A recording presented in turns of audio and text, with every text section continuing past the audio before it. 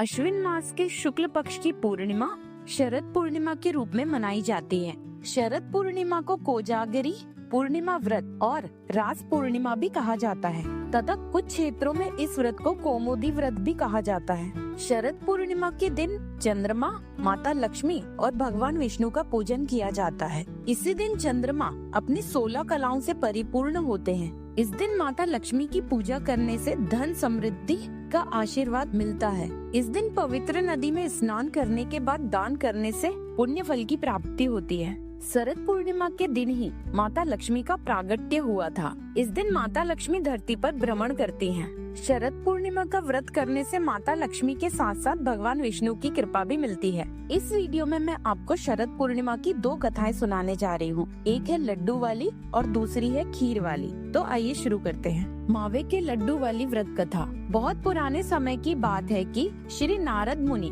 नारायण नारायण कहते हुए विष्णु लोक पहुँचे। श्री विष्णु भगवान की स्तुति वंदना भक्ति भाव पूर्ण रूप से करने लगे। तब भगवान विष्णु प्रसन्न होकर प्रकट हुए और बोले, हे मुनि श्रेष्ठ, कैसे याद किया? नारद जी बोले, हे प्रभु, आप तो अंतर्यामी हैं। हम क्या चाहते हैं आप तो जानते ही हैं। प्रभु मुस्कुराए, हे मुनि श्रेष्ठ, आप ही वर्णन करें। नारद जी बोले, हे प्रभु, जैसी आपकी आज्ञा। प्रभु, मैं मृत्यु लोक से चला आ रहा हूँ। वहाँ मानव की व्यथा देखी ना गई। प्रभु बोले, आप क्यों दुखी हो रहे हैं? यह सब कर्मों का फल है। हे प्रभु, वहाँ पर मानव बहुत दुखी है। आपको उनके कष्ट दूर करना ही होगा। तो हे नारद मुनि, सुनो, मैं तुमको शरद पूर्णिमा के नाम से जाने जाने वाली कथा सुनाता हूँ, जिसे कि कोजागरी व्रत भी कहते हैं। इसे विधि विधान से करने से कष्ट दूर होते हैं। सो तुम ध्यान लगाकर सुनो।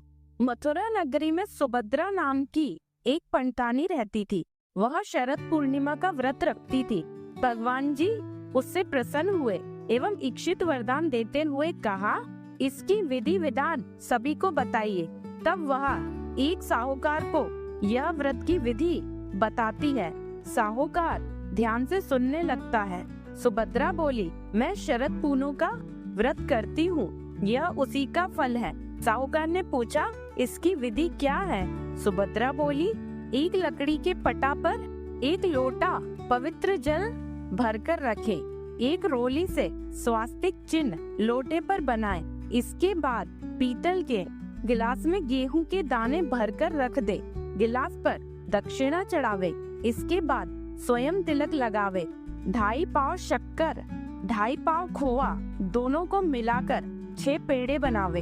इसके बाद पूजन कर एक पेड़ा